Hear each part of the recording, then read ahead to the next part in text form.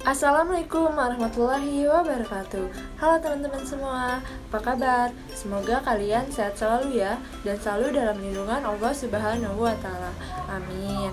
Di sini saya Dela Amna Putri dengan NPM 2010631050007 dari kelas 2D Program Studi Pendidikan Matematika Fakultas Keguruan dan Ilmu Pendidikan Universitas Singapura Bangsa Karawang. Di sini, saya ingin memenuhi tugas UTS saya untuk memberikan materi tentang 3 landasan utama filsafat dan dasar filsafat pendidikan di Indonesia. Dengan mata kuliah Filsafat Pendidikan dan dosen pengampu Dr. Haji Dadang Menandar MPD di semester kedua tahun ajaran 2020-2021. Yuk masuk ke materinya. Jangan lupa untuk simak terus video ini ya teman-teman. Pertama, saya akan membahas 3 landasan utama filsafat. Ada 3. Yang pertama ada ontologi. Ontologi itu berasal dari kata Yunani, yaitu onto yang berarti being atau keberadaan dan logos yang berarti teori. Jadi, ontologi adalah theory of being qua being atau teori tentang keberadaan sebagai keberadaan. Sehingga ontologi mempelajari teori tentang yang sudah ada. Yang kedua yaitu epistemologi, yang berasal dari bahasa Yunani juga, yaitu empitisme yang berarti pengetahuan dan logos yang berarti teori. Sehingga epistemologi yaitu mempelajari teori tentang pengetahuan. Yang ketiga yaitu aksiologi. Aksiologi berasal dari bahasa Yunani yang berarti aksios yang berarti nilai dan logos yang berarti teori. Maka aksiologi itu mempelajari teori tentang nilai. Di sini saya akan membahas tentang ontologi. Ontologi ialah hal yang membahas tentang hakikat atau kebenaran sesuatu. Dalam hal ini berarti membahas tentang hakikat atau kebenaran pendidikan. Tokoh Yunani yang memiliki pandangan ontologi adalah yang pertama ada Thales, yang kedua ada Plato, dan yang terakhir ada Aristoteles. Misalnya pendidikan, secara ilmiah ditunjukkan untuk mensistemasikan konsep-konsep dan praktik pendidikan yang telah dikaji secara metodologis menjadi suatu bentuk pengetahuan ilmiah sebagai subjek dan objek pendidikan. Pandangan tentang alam semesta, tempat hidup manusia bersama, dan pandangan tentang Tuhan sebagai pencipta manusia dan juga semesta tersebut.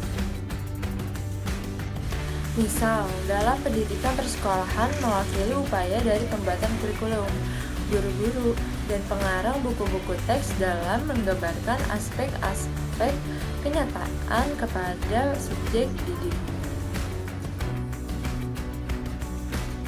Yang kedua, saya akan membahas tentang epistemologi. Epistemologi adalah cara mencari sesuatu dan mengkaji mengenai apa sesungguhnya ilmu, dari mana sumber ilmu, serta bagaimana proses terjadinya.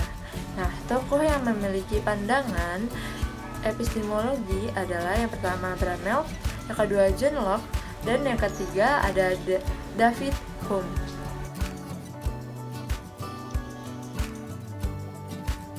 Sebagai contoh, guru berusaha mensimulasikan atau membawa ide-ide laten ke dalam kesadaran subjek didik dengan menanyakan pertanyaan-pertanyaan yang mengarah pada munculnya ide-ide tersebut dalam dialog.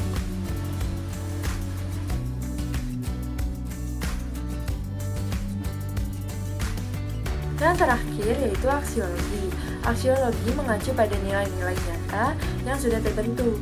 Aksiologi pendidikan menjelaskan tentang nilai-nilai yang bisa dibuktikan secara rasional atau masuk akal. Nilai-nilai tersebut berupa nilai etika dan estetika yang dimiliki seorang pendidik ataupun peserta didik.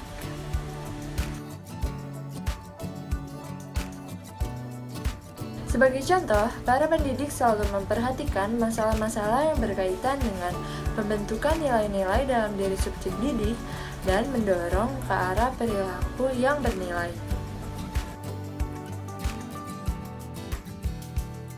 Negara Kesatuan Republik Indonesia didirikan di atas suatu pondasi atau dasar yang terdiri dari 5 asas yang dinamakan Pancasila.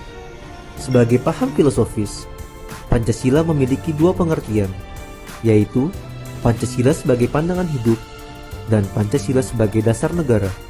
Pancasila sebagai pandangan hidup atau way of life atau Weltanschauung dalam bahasa Belanda harus dapat dipertanggungjawabkan secara logis dan dapat diterima oleh akal sehat. Dasar filsafat pendidikan di Indonesia.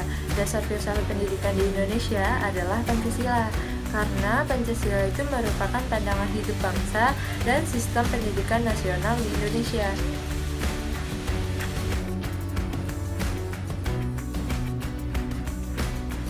Pancasila adalah dasar negara Indonesia yang mempunyai fungsi hidup dalam kehidupan bangsa dan negara Indonesia. Tidak saja sebagai negara Indonesia, tapi juga alat pemersatu bangsa, kepribadian bangsa, dan pandangan hidup bangsa. Pancasila menurut arti yaitu falsafah, yaitu pembahasan tentang Pancasila sampai akar-akarnya atau sampai hakikat terdalam dari Pancasila.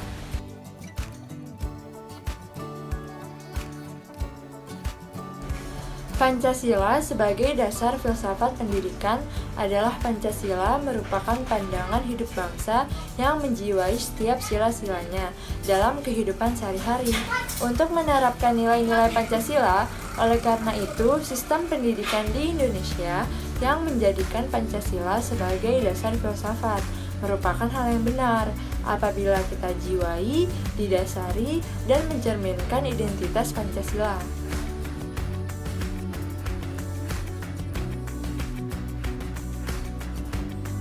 Maka kesimpulan dari materi ini adalah dalam filsafat pendidikan terdapat 3 pakem yang mendasari ilmu ini.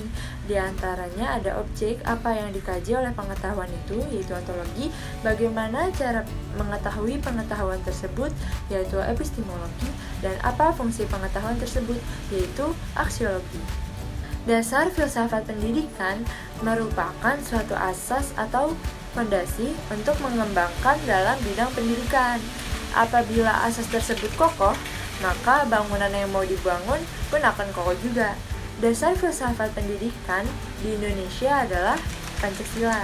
Pancasila merupakan pandangan hidup bangsa. Sistem pendidikan nasional Indonesia wajar apabila dijiwai, didasari, dan mencerminkan identitas Pancasila.